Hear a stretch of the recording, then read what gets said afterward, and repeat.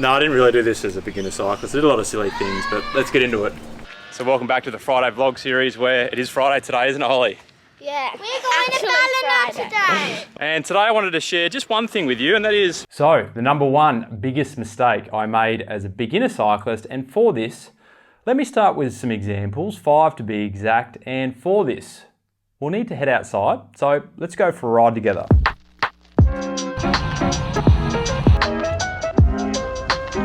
So here's the first one behind me here. And here's number 2. Now before we get to number 3, and before I do an effort up here, I'm getting back into a bit of high intensity work. I wanted to let you know I'm wearing this kit, Knights of Suburbia, for a reason. I'm not only a fan of what they do, they're a mental health advocacy group based out of Melbourne, but they're national and I believe going international. They've got a big ride coming up, which I'll be participating in, so I'm going to share more details with you on that shortly.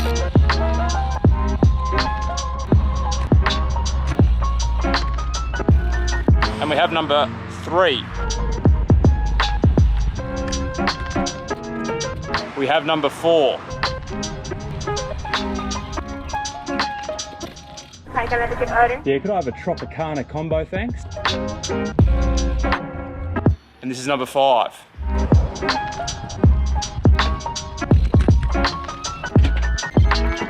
Hey boy. Hey, good boy. Good boy. Now I know some of you may be pondering, what's the biggest mistake here? You couldn't count the amount of local bike shops in your area, or what's the go? Well, that's not it. The biggest mistake that I made as a beginner cyclist was I turned my back on local bike shops in my area shortly after getting into the activity of road cycling. And the reason was, at the time, I did not understand nor appreciate the value proposition of a good quality local bike shop. So there are 3 primary layers to this discussion that I want to share with you. 3 major recognitions that I made after turning my back on the local bike shop shortly after getting into cycling and going rogue online for, I'd say, a year or 2. Now, I'm not here to bag online shopping, that would just be ridiculous. And I can appreciate that there are people out there that don't have a good quality local bike shop in their area. But I am here to share my story. And I feel if you can stick with me here, this could be an early wake-up call for those beginner cyclists out there, and perhaps relatable for others who have been in a similar situation to mine. And as always, I'd love to hear your thoughts and experiences on this topic, so please share below. But before I share my story with you, the 3 major learnings, I want to finish off what I was sharing with you on the bike, and that is the Knights of Suburbia are hosting an event called Ride With Me, which anyone can do around the world. And given the COVID situation globally, they've come up with the choose your own adventure style, which means how far, how long, who with, that's completely up to you. Me, I'm going to do a 300 kilometer ride in one day. I've never ridden that far in my entire life. I've done 270 before, never 300. Know that this is happening between Friday the 30th of October and Tuesday the 3rd of November.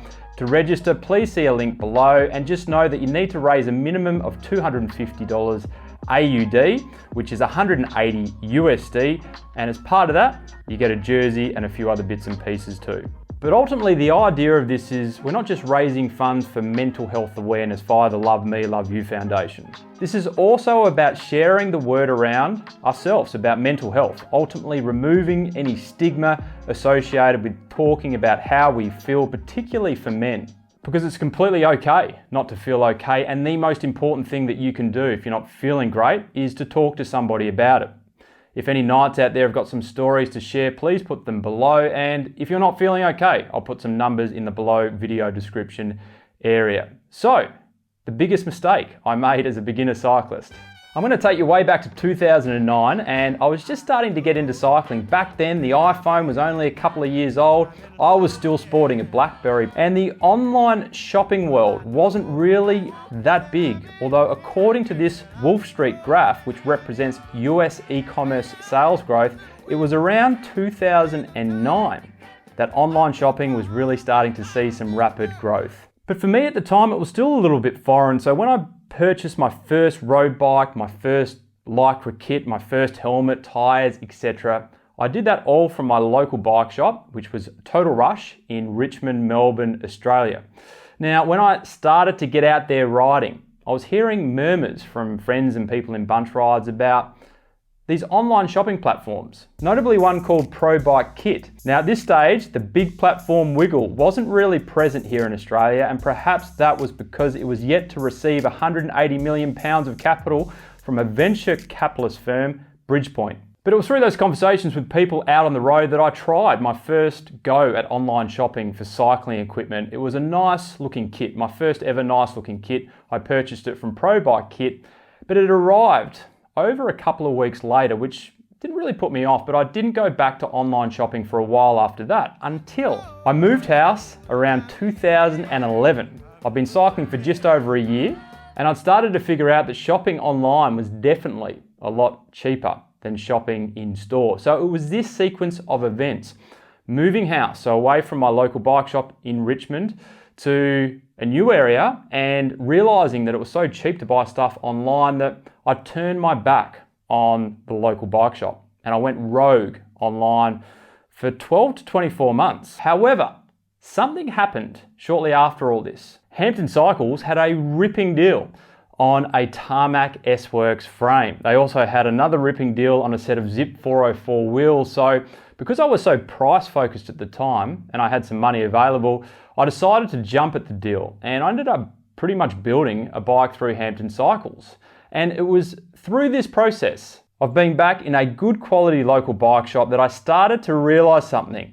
The advice that I was getting, the community feel, and being part of the Hampton Cycles group and culture with a newfound ability to just pop in store and have a friendly chinwag about the latest bikes, and all these things was something that I realized I had lost while being very much focused on online as opposed to shopping at my local bike shop. And this realization became more and more evident as time went on, and there are three primary things that I want to share with you now that really come to mind when I think about the value proposition of a good quality local bike shop. The first one is my bike shop, Hampton Cycles, essentially became a cycling mentor. Now when I say bike shop, I actually mean the people in the bike shop, and notably with Hampton Cycles, I'm talking about Damien Jones, who's the store owner. He just turned 50 the other day as well, so happy birthday, Damo. And essentially, when you're new to cycling, and while I was 2 to 3 years into my cycling journey, I still felt like a beginner cyclist. It's an intimidating environment, going to bunch rides, going to events, going to races, trying to figure out who a good coach is. All these things are hard to figure out, and it can be intimidating at the same time. Well, Damo was not only able to answer all my beginner questions about bikes and equipment, but he pointed me in the right direction on many occasions. For example, he gave me the lowdown on racing at the Great Caulfield Carnegie Cycling Club, which I actually ended up becoming a member of. He also told me where all the good local bunch rides met and what intensities they were and what best suited my needs. Damo also shared with me how he got so fit, a bloke in his mid to late 40s, being super competitive in A grade in the local criteriums, taking on the young blokes. Damo, how did you do this, mate? So he introduced me to David Sturt from the Hurtbox coaching group, where I went on to learn fundamental bike handling and bunch riding skills, learning how to train and also race. And the list goes on, and I'm sure you now get my point. The second thing that I wanted to share with you, and I'm going to change jerseys again. So this is another great local bike shop of Melbourne, O'Mara Cycles. They actually built the Chapter 2 Rare Race sitting behind me.